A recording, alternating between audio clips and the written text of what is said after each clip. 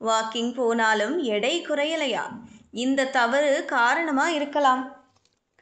வணக்கம் செய்தி புனல் நேயர்களே. இன்றைய காலத்தில் பலருக்கும் உடற்பயிற்சிக்கு நேரமில்லை. ஆனால் உடலை ஆரோக்கியமாக பராமரிக்க ஏதேனும் செய்ய வேண்டும் என்ற ஆர்வம் பலருக்கும் இருக்கிறது.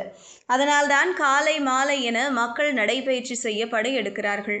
ஆனால் சிலர் வெறும் நடைபயிற்சியில் எடையை குறைக்க வேண்டும் என முயற்சி செய்கின்றனர். அது தவறொன்றும் இல்லை. ஆனால் எடையை குறைக்க நடைபயிற்சியோடு உணவு கட்டுப்பாடும் அவசியம். காலை உணவை தவிர்த்து தண்ணீரை குடித்துக் கொள்வது தவறு. காலை உணவை மூளை உணவு என்பார்கள். அதனை கண்டிப்பாக எடுத்துக்கொள்ள வேண்டும். அதனை தவிர்த்தால் உடலில் சத்து குறைபாடு வரும். இப்படி உண்ணாமல் பட்டினி இருக்கக்கூடாது.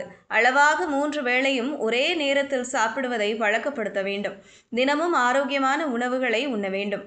நடைபயிற்சி முடித்ததும் புத்துணர்ச்சிக்காக டீ அல்லது காஃபி குடிப்பதை தவிர்க்க வேண்டும். அப்படி குடித்தால் வாக்கிங் போனதே வீண்தான். சீனி, பால், கடுங்காப்பி குடிக்கலாம். எடையை குறைக்க வியர்வை பெருக்கெடுக்க வேண்டும் என நினைக்கக்கூடாது. அப்படி ஒன்றும் இல்லை. வியர்வை உடல் வெப்பத்தை சமநிலையில் வைக்க உதவும். எடையை குறைக்காது. மிதமான பயிற்சியே நல்ல பலன் தரும். குறைந்தபட்சம் 20 நிமிடங்கள் உடற்பயிற்சி செய்தாலும் போதுமானது. அனைத்து தசைகளும் இயங்கும் வண்ணம் பயிற்சி செய்ய வேண்டும். குறிப்பிட்ட தசைகளுக்கு மட்டும் பயிற்சி அளிக்கக்கூடாது. சிலர் தொப்பைக்கு மட்டும் பயிற்சிகளை கொடுப்பார்கள். அதனால் எந்த பலனும் இல்லை. எண்ணெயில் பொரித்த உணவுகளை தவிர்க்க வேண்டும்.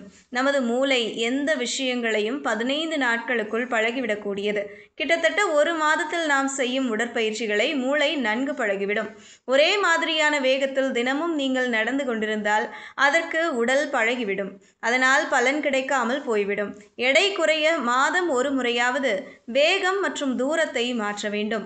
உதாரணமாக, நீங்கள் இந்த மாதம் 1 கிலோமீட்டர் நடந்தால் அதே தூரத்தை அடுத்த மாதம் கொஞ்சம் கூட்ட வேண்டும். அடுத்த மாதம் 1 கிலோமீட்டர் மற்றும் 200 மீட்டர் நடக்கலாம். இப்படி வேகம், தூரம் மாறும்போது அதற்கேற்ற பலன் கிடைக்கும். எடையும் கணிசமாக குறையும்.